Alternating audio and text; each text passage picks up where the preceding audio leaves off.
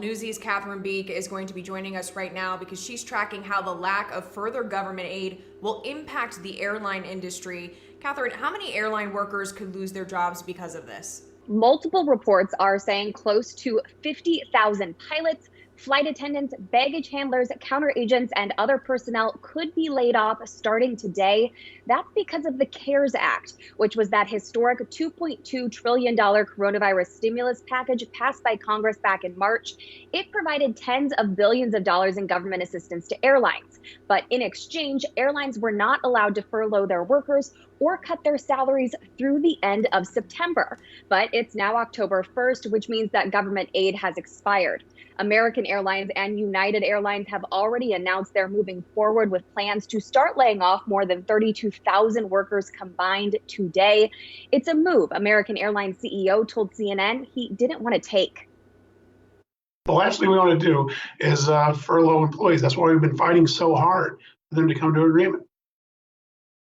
Now, American and United will account for the majority of job cuts that take place this week. That's because other U.S. airlines have been able to strike deals with unions to push back furloughs, but they're not off the table completely. For instance, Delta is only delaying pilot furloughs until November 1st. I just can't imagine the up and down and back and forth over what's going to be happening. You come up on this deadline and nothing for you, right? It's a really tough time.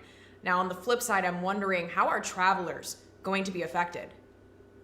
Well, between these airline worker job cuts and demand for flying being so low, it's currently about 70% lower than it was a year ago. There's certainly going to be a trickle-down effect that we as travelers are going to experience. Expect to see airlines cutting more flights and routes. Southwest Airlines has already said it's going to do less point-to-point services, which are those direct flights. So if you're a Southwest passenger, you might end up having one or possibly even two layovers before you reach your final destination.